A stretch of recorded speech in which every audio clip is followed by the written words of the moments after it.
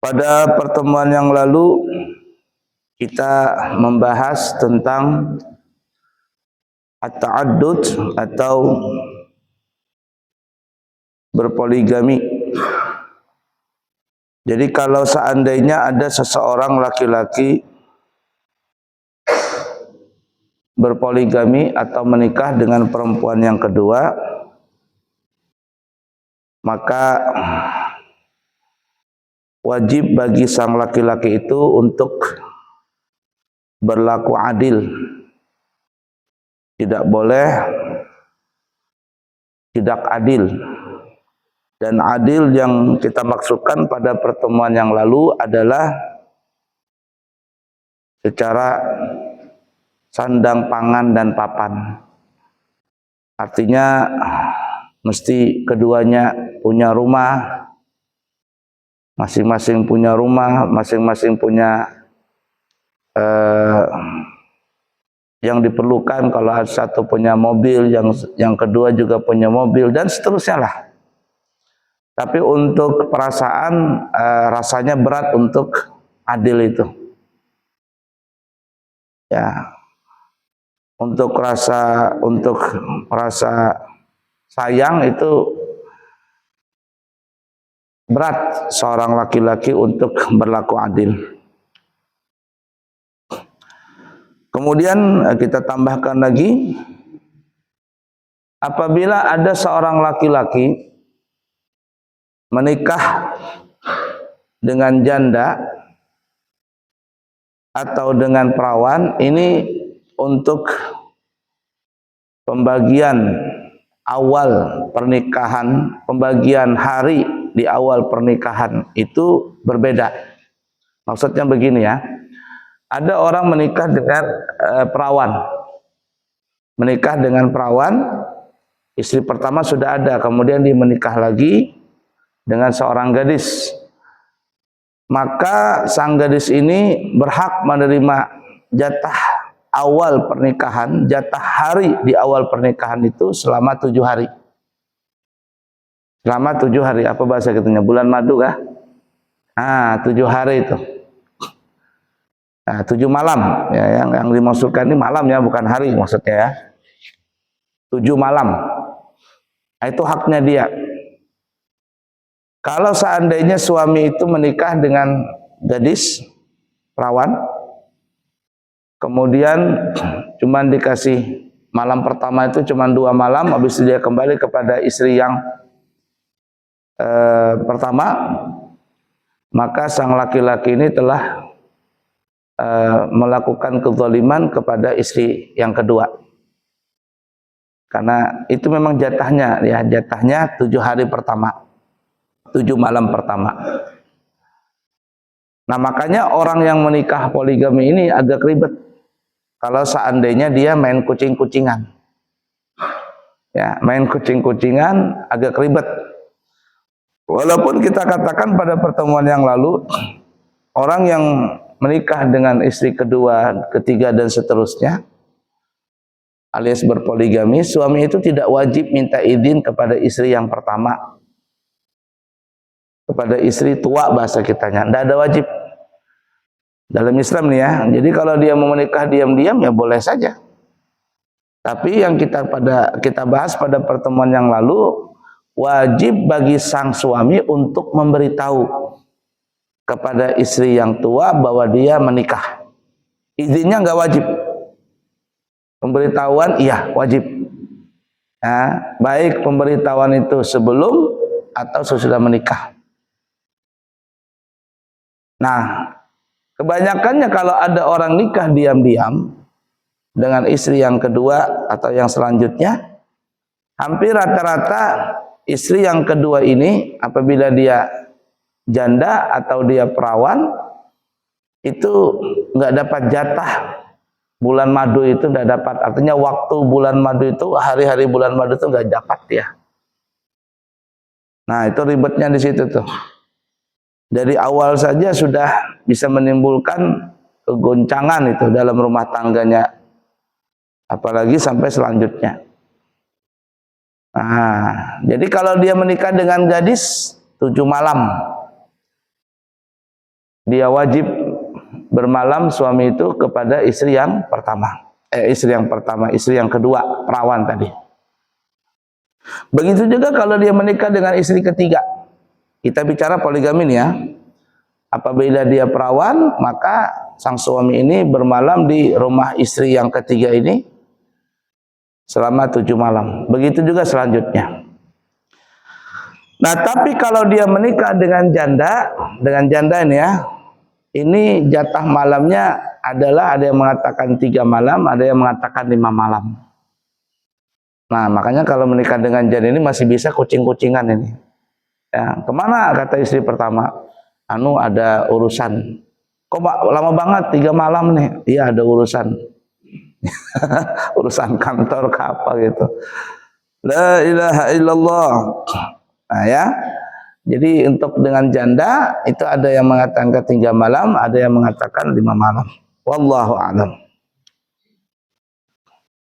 Itu ya, hati-hati kalau yang berpoligami ini berat, sangat berat sekali. Sangat berat orang berpoligami itu. Nah, oleh karenanya seperti yang dikatakan, seperti kita yang disebutkan kemarin, susah untuk adil itu. Yang ada orang dalam berpoligami ini ridha, artinya rela dengan apa yang terjadi. Sang istri pertama meridhakan kepada suaminya, yang istri kedua dan seterusnya juga meridhakan apa yang terjadi di dalam pernikahan itu. Berat itu ya, sangat berat sekali. Tentang keadilan, tentang waktu, tentang kasih sayang, bla bla bla dan sebagainya. Nah, jadi kalau orang yang betul-betul ingin berpoligami, yang perlu dilihat adalah perempuan ini. Kira-kira mampu nggak untuk berpoligami? Untuk dipoligami maksudnya. Untuk dipoligami itu mampu nggak? Kalau laki-laki secara adil itu berat sekali. Nah, keridhaan istrinya saja. Ridha enggak dengan keadaan poligami dalam rumah tangga tadi. La ilaha illallah. Oleh karena itu biasanya orang yang berpoligami ini, kalau dia memang betul-betul ingin beragama yang baik, itu tidak mungkin orang berpoligami dengan dana yang sedikit. Harus dana finansial yang besar. Ya, besar itu. Karena ya tadi keperluan di rumah tangga itu sangat luar biasa beratnya. Kalau ada orang berpoligami tanpa finansial yang besar, hanya modal nekat saja, nah ini yang bisa timbul kegaduhan di mana-mana. Timbul kegaduhan di mana-mana, ya tadi akhirnya apa? Sang suami telah berbuat zalim kepada istri-istrinya. Baik, bab terakhir. Ini juga dibahas dalam kitab-kitab fikih nikah. Apabila suami telah melakukan poligami, kemudian sang suami ini ingin bepergian, musafir, entah kemana ya, urusannya kemana begitu, dan dia ingin membawa istrinya, tapi salah satunya saja, maka sang suami ini wajib melakukan apa bahasa kitanya, lotre apa ya, begoncang tuh lah, barisan, mengguncang nama istri tadi, siapa yang keluar, mengadakan undian, si A umpama, si B, tulis di mana namanya, di kertas, digoncang, siapa yang keluar namanya. Kalau si A yang keluar, maka si A yang dibawa. Kalau si B yang keluar, si B yang dibawa. Di dalam musafir ini, maka yang istri yang dibawa itu sudah mendapatkan kelebihan waktu di situ. Dan ketika nanti suami pulang dengan istri yang dia bawa, umpama perjalanan, anggaplah umrah nih ya, umrah umpama. Dia dengan istri yang pertama umpama yang dibawa. Keluar namanya istri yang pertama yang dibawa. 12 hari umpama. Nanti ketika pulang ke tanah air, sang suami ini tidak wajib bermalam dengan istri yang kedua selama 12 hari. Artinya ya ketika kembali ya sudah kembali seperti semula. Kalau memang istri pertama umpama 3 malam, istri kedua juga nanti 3 malam. Dan begitu seterusnya. Atau 2 malam atau 1 malam, begitu juga istri yang berikutnya. La ilaha illallah.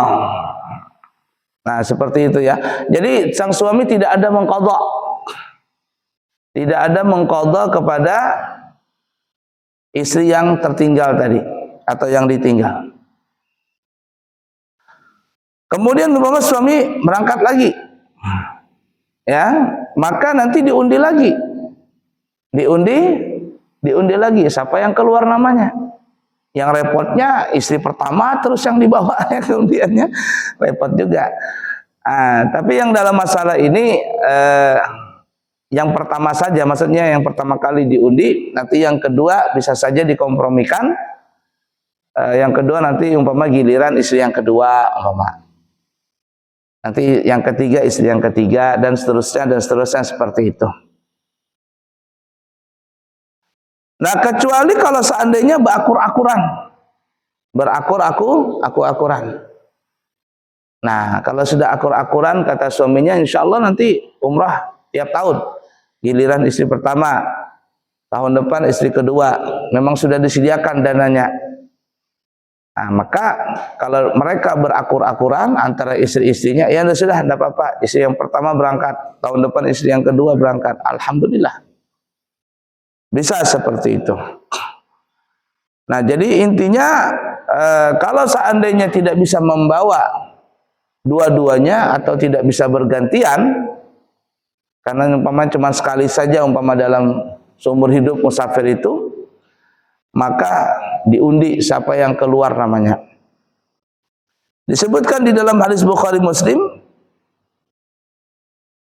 karena Rasulullah sallallahu alaihi wasallam idza arada as-safara aqra'a baina nisaihi fa ayyatahunna kharaja sahmuha kharaja biha.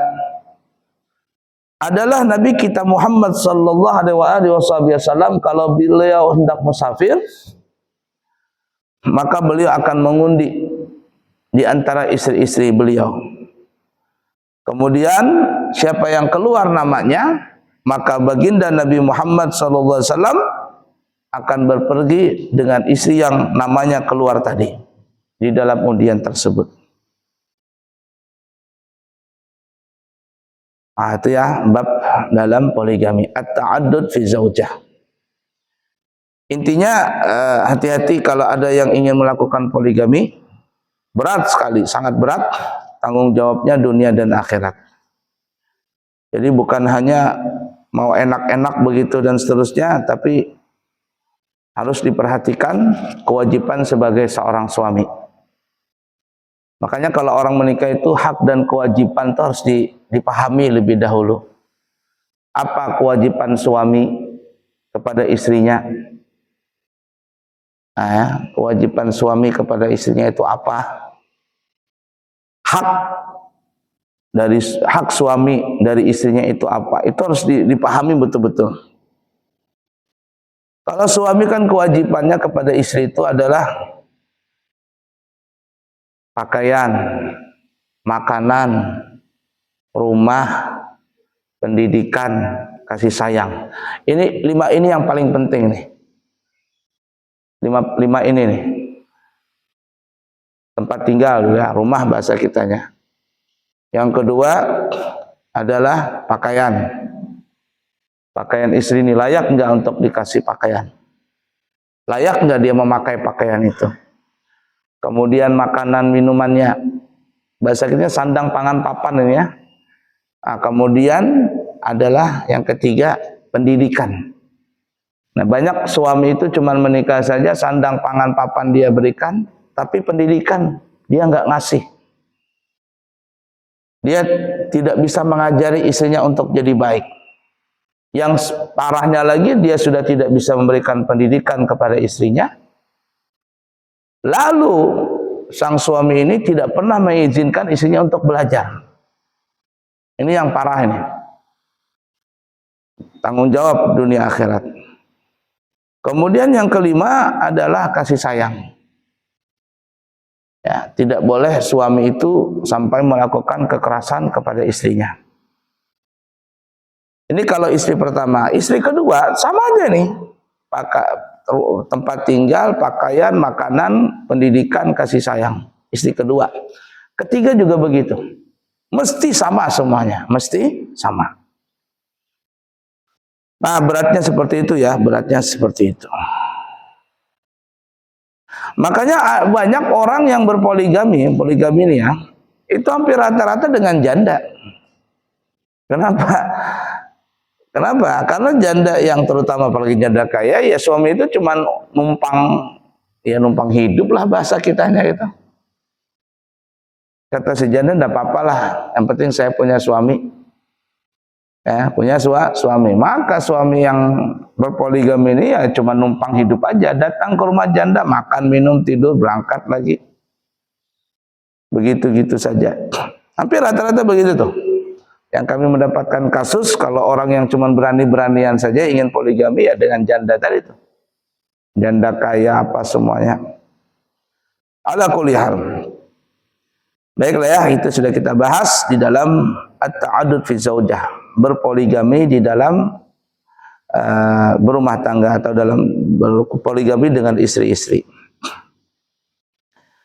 Baik, kita lanjut. Bab yang berikutnya adalah mahar atau mas kawin. Perlu diketahui ya para jamaah, mahar atau istilah Indonesia mas kawin itu adalah apa yang disebutkan pada saat akad nikah. Itu yang disebut mahar atau mas kawin. Itu yang wajib tuh. Itu yang wajib diberikan oleh suami kepada istri. Maharnya apa umpama? Ya maharnya seperangkat alat sholat umpama. Atau maharnya emas. Nah itu yang wajib itu. Dan itu yang wajib diberikan oleh suami kepada istri. Adapun selain mahar, ini kompromi di antara dua keluarga besar. Istilah kita apa yang namanya?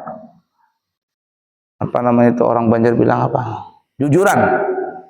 Jujuran. Orang Bugis bilang apa namanya? Papa C. Uang panai. Kalau Papa C itu apa namanya? Ya uang panai lah. Uang panai ya. Ini yang bikin repot. Ini yang bikin repot dan banyak orang yang mau menikah nggak jadi menikah gara-gara itu.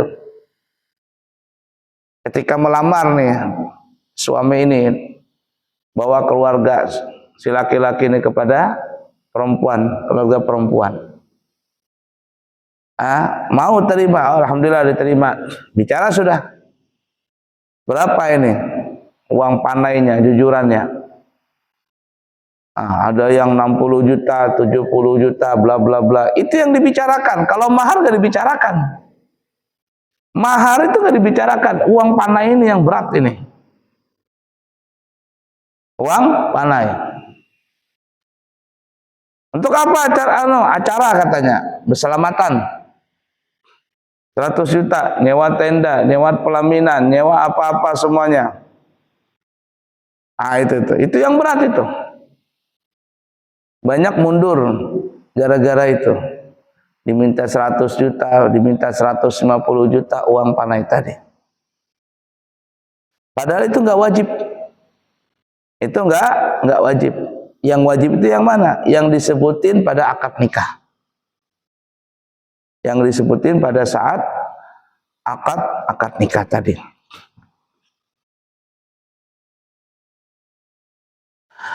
Kalau seandainya orang-orang kita ini menikah hanya cuman mahar yang sederhana saja, maka insya Allah tidak terlalu berat di dalam pelaksanaan perkawinan itu, pernikahan itu. Orang menikah itu sebenarnya gampang. Yang berat itu gengsinya. Yang berat itu gengsinya. Padahal gengsinya itu cuma sehari aja. Di gedung, baju seragam, apalagi, makanannya, dekorannya, apa namanya ini, undangannya, itu tuh.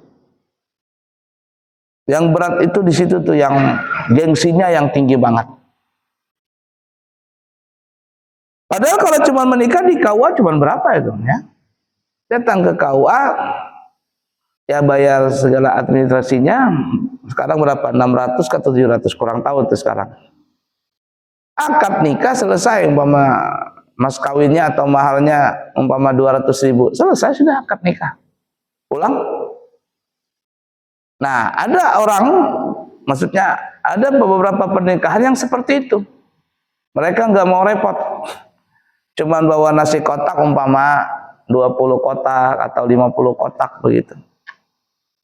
Di KUA nikahnya selamatan, dinikahkan sama kepala KUA, baca doa, bagi sudah kotak, nasi kotak tadi. Pulang, sah sudah. Nah itu. Tapi kalau berat-beratan di dalam gengsi tadi, itu berat sekali.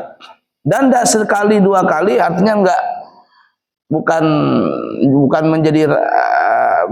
menjadi rahasia.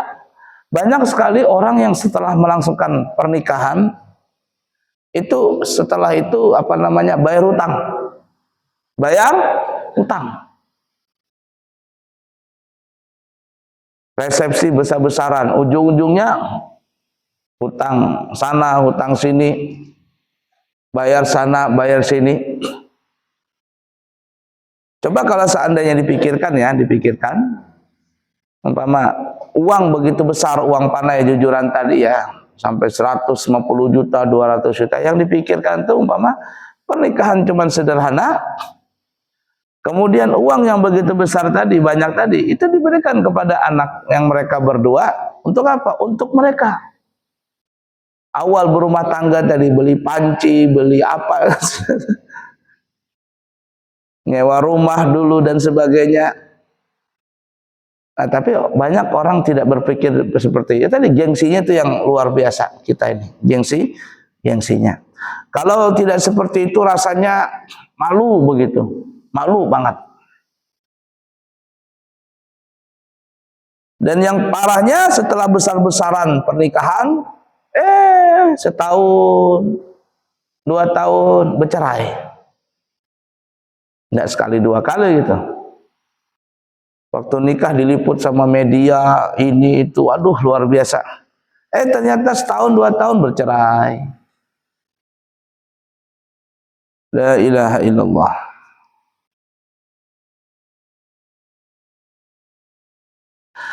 Disebutkan di dalam Al-Quran tentang mahar ini, surah An-Nisa ayat 4, wa atun nisaa sadaqatihinna nihlah.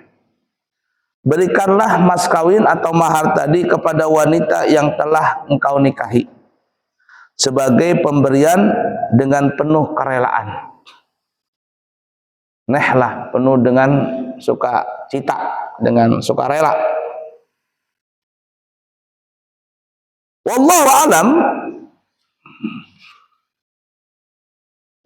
Mahar ini, para ulama menyebutkan mahar ini yang disebutkan dalam akad nikah ya. Ada ulama yang mengatakan mahar ini adalah harta yang paling halal. Harta yang paling halal setelah harta ghanimah, harta rampasan perang. Sekarang nggak ada perang, tidak ada harta ghanimah. Itu yang paling halal adalah harta mahar tersebut. Ada ulama mengatakan demikian. Paling halal nih. Kenapa? Karena ibarat kata nih ya, Dengan harta tadi, dengan mahar tadi, maka perempuan itu menjadi halal. Yang tadinya haram, akhirnya menjadi halal dengan adanya mahar tadi. Nah, oleh karena itu kata ulama, mahar ini hukumnya wajib. Dengan ayat yang kita sebutkan tadi, wa atun nisaa shadaqatihinna nihlah. Berikan mahar tersebut, wajib hukumnya. Walaupun kata ulama tidak wajib untuk disebutkan dalam akad nikah. Jadi kalau ada pernikahan, kata bapak perempuan itu, saya nikahkan putriku denganmu yang bernama Fulan bin Fulan, mas kawin sekian. Sang suami mengatakan, aku terima. Aku terima. Qabil tuh, walaupun cuma segitu, aku terima. Sah sudah itu. Aku terima, sah. Tidak wajib menyebutkan mahar. Nah, ini terkadang waktu akad nikah, mahar itu harus pas begitu menyebutinnya. Yang parah itu terkadang anak muda ini, apalagi anak-anak zaman sekarang, mahar itu ribet banget. Apa tuh ribet? Sesuai dengan tanggal, bulan. Umpama besok tanggal berapa itu? Tanggal 4 atau 5? Nah, jadi umpama sesuaikan dengan tanggal 4, bulannya bulan apa besok? Bulan Mei ya. Nah, tanggal 5 atau tanggal 4 besok? 4 ya, tanggal 4 bulan 5 2025. Itu dijadikan angka duit tuh. Berapa duitnya sekian itu? Jangankan yang menikah, penghulunya aja ribet nyebutnya. Saya waktu menikahkan jadi penghulu tuh ribet sekali itu. Sampai terkadang ada yang ini yang kecil tuh, nah yang apa 5 perak itu, kata saya, ada nggak duitnya tuh 5 rupiah itu, kata saya. Ya sesuai dengan ujungnya tuh, nah 5 rupiah ada nggak kamu? Ada pak, katanya. Mana katanya lah ini? Di mana kamu dapat? Cari pak, katanya. Ya Allah, ribet banget, ribet banget tuh. Anak zaman sekarang entah apalah ya maksudnya begitu. Nah, banyak orang salah memahami ketika si suami ini tidak lancar menyebut mas kawin itu, ulang katanya, nggak sah. Ini repot deh. Ya, saya terima nikahnya dan kawinnya Fulana binti Fulan dengan mas kawin bla bla bla bla bla. Apa namanya, terhambur bacaan tadi, terberubut. Gimana anak? Dasar katanya. 2 kali ngulang itu, 3 kali ngulang itu, sampai keringatan itu. Nah, saya menikahkan seperti itu, terkadang kita ini jadi penghulu serba salah, karena yang mengatakan saya tidak sini saksi ini, nah kita kan cuma nikahkan aja, gimana saksi? Nggak sah pak, ulang lagi. La ilaha illallah, kata saya, ulang lagi. Padahal sudah sah itu. Ujung-ujungnya apa? Sudah kamu baca dulu. Jadi akad nikah itu tidak wajib apa namanya hafal ya, nggak wajib. Nggak wajib hafal. Dibaca boleh. Makanya waktu saya jadi penghulu, kalau menikahkan orang itu, kamu hafal atau enggak? Hafal pak, baca dulu. Sebelum nikahnya, baca dulu. Saya terima, tes dulu. Saya terima nikah, bla bla bla bla bla bla. Bagaimana saksi? Begitu caranya? Iya sudah. Nah, kalau dia lancar, oke. Tapi kalau dia nggak lancar, sudah, mas, baca aja mas, tulis. Saya bacakan sampai yang tulisnya dia, baca sudah. Jadi tidak wajib hafal itu ya, tidak wajib hafal. Dan sekali lagi, walaupun terbelibet lidahnya ketika menyebut mas kawin, itu nggak apa-apa. Yang penting aku terima, pas sudah tuh. Ketika sang suami mengatakan qabil tuh, aku terima, sah sudah. Sah seperti itu. Baik. Jadi kata ulama, mahar itu hukumnya wajib, tetapi tidak wajib disebutkan di dalam akad nikah. Kalau seandainya tidak disebutkan mas kawin tadi dalam akad nikah, nanti jatuhnya adalah mahar misil. Mahar atau mas kawin yang apa, mahar misil bahasa kitanya apa? Mahar yang menjadi adat istiadat di daerah itu. Kalau daerah itu mas kawinnya uang, nanti tanya di KUA apa biasanya orang nikah itu. Uang umpama 1 juta, berarti yang wajib dibayar oleh suami kepada istrinya adalah 1 juta itu. Ini kalau seandainya tidak disebutkan akad nikah, mahar itu di dalam akad nikah. Nah, baiklah ya, seperti itu. Saya tambahkan dikit lagi. Guru saya cerita, di Mekah itu pernah orang-orang di sana, misalnya pemerintah di sana ingin mengganti pancuran emas yang di atas Ka'bah itu. Karena itu kan sudah berapa kali ganti itu ya, Jadi kalau kita masuk ke Museum Ka'bah atau Museum Mekah itu ada. Nggak tahu sekarang di mana tuh Museum Mekah itu ya. Nah, jadi kalau kita ke Museum Mekah itu ada itu dipajang ini apa namanya ini, pancuran emas. Tahun berapa gitu guru saya cerita, pancuran emas ini sudah mulai gimana begitu, keropos atau apa ya, perlu direnovasi, perlu diganti. Maka raja, entah raja zaman siapa, Raja Faisal ke waktu itu atau siapa, Allah alam. Intinya guru saya cerita begitu, raja ini ingin mengganti pancuran emas tadi. Jadi umpama pancuran emas dipasang. Tapi setelah dipasang tiba-tiba, maksudnya sudah beberapa hari jatuh lagi. Pancuran ini jatuh lagi. Dipasang lagi, jatuh lagi. Ah, ini mungkin kurang baik, dibikin lagi, pasang, jatuh lagi, jatuh terus. Kenapa ini kok jatuh terus ini? Apa maksudnya ini? Nah, berulang-ulang kali seperti itu. Nah, kemudian ada seorang ulama di Mekah itu, ini guru saya cerita ya. Entah tahun berapa, tidak disebutkan, guru saya tidak menyebutkan ulama siapa itu. Dia bermimpi, di dalam mimpinya itu diberitahukan katanya, kalau ingin membuat pancuran emas buat di Ka'bah itu, maka carilah harta yang betul-betul halal. Ditanya sama ulama ini, harta apa yang paling halal? Adalah harta mas kawin atau mahar tadi. Mahar. Nah, kemudian si ulama ini pun bangun dari tidurnya, besok dia ketemu raja, menceritakan hal itu. Menceritakan mimpinya itu. Maka sang raja ini pun meminta kepada perempuan-perempuan dengan keridhaannya untuk memberikan sumbangan dari harta mas kawin itu untuk membuat apa namanya itu, pancuran emas tuh. Jadi ada yang nyumbang sekian, lalu dibikinlah, terkumpul dana tadi, dibikinlah emas, dibikinlah pancuran emas tadi.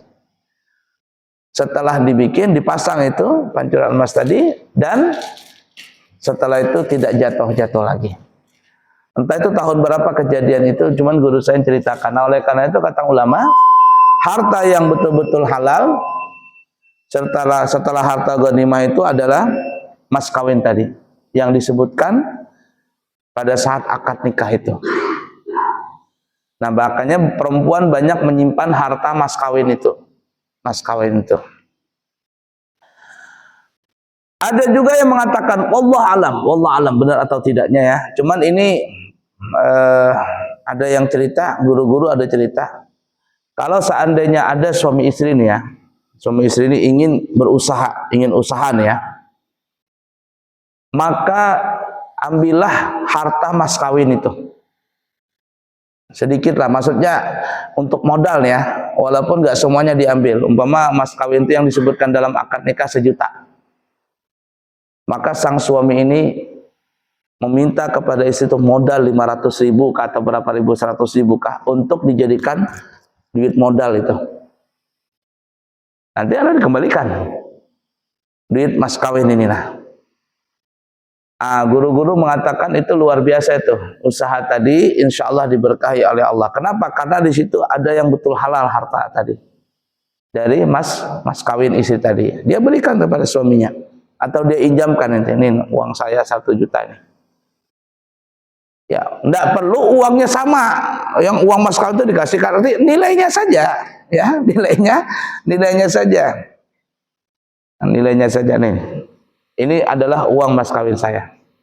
Berikan pada suaminya, disatukan untuk modal usaha, maka insya Allah itu luar biasa, usaha itu akan berkah insya Allah. Nah itulah ya sekolumi tentang mas kawin. Insya Allah nanti kita sambung lagi, ada masih banyak ya permasalahan mas kawin, mudah-mudahan bermanfaat. Insya Allah kita sambung di kesempatan akan datang. Subhanakallahumma wa bihamdika asyhadu an la ilaha illa anta astaghfiruka wa atubu ilaih. Wa akhiru kalam, wassalamualaikum warahmatullahi wabarakatuh.